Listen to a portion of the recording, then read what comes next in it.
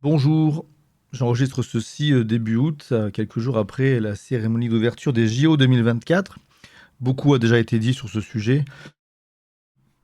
Je vais juste l'aborder rapidement des ex-témoins de Jéhovah ou ceux qui pourraient se poser des questions à ce sujet. Bien sûr, ce sera que mes avis, mais ça peut toujours faire matière à discussion. Et je vais faire un rapprochement avec l'inauguration du tunnel du Gothard en Suisse en 2016, qui avait aussi été jugé un peu particulier. Donc, bon, pour rappel rapide, hein, ce qui a le plus choqué, sans doute, c'est cette image pendant la cérémonie des JO, où on voyait, alors il y a plusieurs interprétations possibles. Enfin bon, la, la- la version officielle aujourd'hui, c'est de dire que ça s'inspirait plutôt uniquement du festin des dieux dionysiaque. C'est sûr qu'il y a un aspect dionysiaque avec Philippe Catherine en bleu comment dire, enfin, qui ne pouvait pas être pris, je pense, pour Jésus ou quoi que ce soit d'autre. Ça me paraît assez évident, j'espère pour tout le monde, que ce grand schtroumpf n'était autre que Bacchus, alias Dionysos. Et voilà, bon, ça c'est forcément un lien assez évident avec les Jeux Olympiques, le Mont Olympe, hein, rappelez-vous. Enfin voilà, tout ça vient quand même d'une Grèce antique, du temps de laquelle la religion chrétienne n'existait même pas. Après, derrière, bah oui, est-ce qu'il y a eu un mélange ou pas? Donc officiellement, il n'y aurait pas eu d'inspiration de la scène enfin pas catholique, mais chrétienne en tout cas. Je me dis quand même que enfin, il y a forcément eu, pendant la préparation, je ne sais pas si ça a été une inspiration assumée, mais je pense qu'il devait se douter que ça allait être pris en partie pour ça. Enfin, donc je vais partir du principe de cette hypothèse-là, où ça serait une double inspiration, à la fois grecque et chrétienne. Et ma foi, bah, je trouve ça pas mal de faire la jonction. C'est une inauguration des Jeux Olympiques, donc l'influence grecque est intéressante à rappeler. Mais ça se passe en France. Il y a plein de trucs de la culture française qui ont été reprises, dont la fameuse aussi sur Marie-Antoinette. Enfin voilà, donc ça paraît assez logique de voir des éléments de ce type qui se mélangent. Et la scène chrétienne a quand même été, donc là je suis sur un article qui rappelle quelques autres versions qu'il y en a eu. Il y en a une dans South Park. Là on voit ici MASH qui est quand même, bon, enfin ça parle de la guerre du Vietnam, c'est pas, enfin, ou Seconde Guerre mondiale, je sais plus, mais en tout cas c'est un truc plutôt guerrier qui est assez éloigné des valeurs normalement de Jésus. Et dans Battlestar Galactica, il y avait aussi ça qui avait été fait avec tout de même à la place de Jésus. Comment elle s'appelait? Caprica, quoi, je sais plus, là, une extraterrestre bah, plutôt dangereuse. Donc en gros, cette scène a été reprise X fois. Ça n'a, ça a sans doute parfois choqué de temps en temps dans les versions précédentes, mais pas autant. Là, si ça choque beaucoup, c'est parce que ce sont des drag queens, des personnes LGBT. Est-ce que c'est la bonne raison pour s'émouvoir? Bon, bah, je laisse à chacun, chacune le soin d'en juger. Quoi qu'il en soit, je pense pas en tout cas que le but ait été de faire du mal aucunement. Et j'ai surtout envie de dire, et là je commence à me rapprocher de la vision que j'ai de tout ça en tant qu'ex-témoin de Jéhovah, hein. Le réflexe de crier au blasphème ou au satanisme, hein, parce que, petite parenthèse, il y avait aussi eu ce cheval d'argent qui a été comparé par certaines personnes à un des cavaliers de l'Apocalypse. Bon, ok, je sais même pas quoi dire je vais même pas chercher un argument là-dessus, je suis désolé. Enfin, pourquoi? Enfin, ça n'a aucun sens, hein. Il y a les descriptions des cavaliers de l'Apocalypse ne font pas penser à ça du tout, quoi.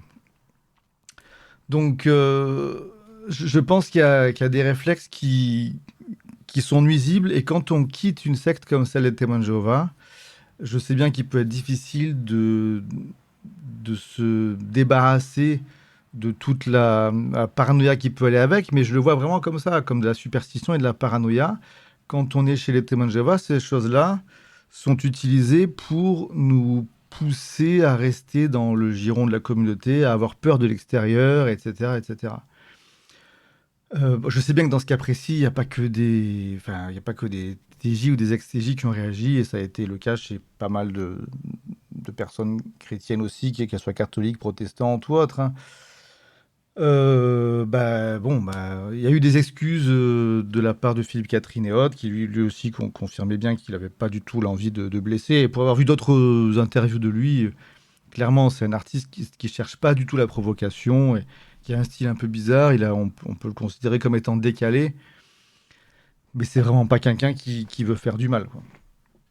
Moi, je pense plutôt qu'il y a, ouais, encore une fois, j'utilise ce mot, mais des réflexes à s'indigner peut-être soi-même et pousser les autres à s'indigner aussi pour générer du conflit qui va pouvoir permettre de renforcer un sentiment d'appartenance à un groupe. Et ça, ces choses-là, bah, ça me paraît dangereux, tout simplement, quoi. Dangereux à titre collectif et individuel. D'autant que du côté individuel, c'est là que je voulais faire aussi le lien avec le Gothard. Donc pareil, hein, il y avait eu une cérémonie en Suisse, ouais, un peu space, et je me rappelle qu'à l'époque, il y avait eu des vidéos qu'on pourrait qualifier, bon, j'aime pas trop ce terme, mais sur des chaînes en tout cas conspirationnistes, c'est-à-dire, bah, je me rappelle plus du nom de la chaîne, et de toute façon, j'y ferai pas de la pub, mais il y avait un youtubeur qui reprenait plein de trucs d'événements, de chansons ou quoi, et qui cherchait des sens ultra cachés dans tout. À une époque, il y avait une mode sur Lady Gaga, je crois aussi, de voir plein de trucs sataniques dans ce qu'elle faisait, etc. Bon, ok, enfin, je dis pas qu'il y a aucun complot sur Terre, et bien sûr il y a des saletés qui se passent, et des saletés qui se passent en secret, et bien sûr, hein, c'est certain. Mais le problème, c'est qu'à en voir partout pour un rien, ben, on se fait du mal, hein. Donc cette cérémonie, je vais montrer quelques images.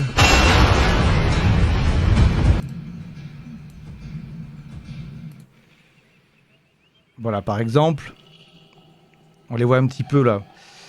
Il y a des costumes, hein, qui sont un peu liés à des costumes parfois traditionnels, des montagnes et des forêts dans ces régions-là qui ont été repris. Bon, il y a eu du yodeling, évidemment. Je ne saurais pas analyser chaque image, hein, c'est pas le but, mais en tout cas, bon, on voit peut-être un petit peu qu'il y a eu quelques, voilà, cette espèce de bébé volant là. Ça a suscité pas mal d'hypothèses assez violentes. Et ce que je crains, et c'est pas seulement une crainte, parce qu'en fait, j'ai connu quelqu'un qui avait été très sensible à ces hypothèses à l'époque. Donc je sais qu'on peut être vraiment touché par ces idées-là. Et peut-être que dans 30 ans, je serai emporté par des démons m'emmèneront sous terre et je me dirai mince, mais ces gens-là avaient raison. J'y crois pas trop et je pense plutôt que ça participe à ouais, une paranoïa qui nous fait du mal, qui nous sépare les uns des autres. Et s'il y a enfin, on peut tout à fait légitimement critiquer un spectacle et d'un point de vue esthétique, trouver ça nul, facile ou je sais pas quoi.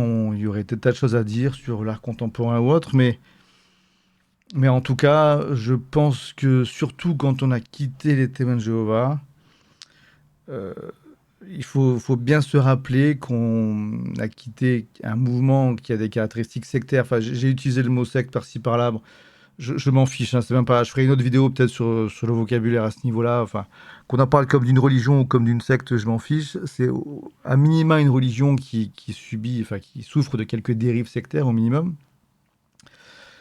Et voilà, et qui repose beaucoup sur l'isolement, la paranoïa, etc. Donc quand on quitte ce genre de groupe, je pense que ça mérite vraiment de faire un effort d'ouverture, d'empathie, de compréhension. Et quand on a quelque chose quand on a un réflexe qui a été imprimé en nous, qui est celui du rejet, de la peur, je, il me semble que ça peut être intéressant de prendre une pause, de bien respirer, de s'analyser et de voir si vraiment on est mis en danger par ce genre de choses.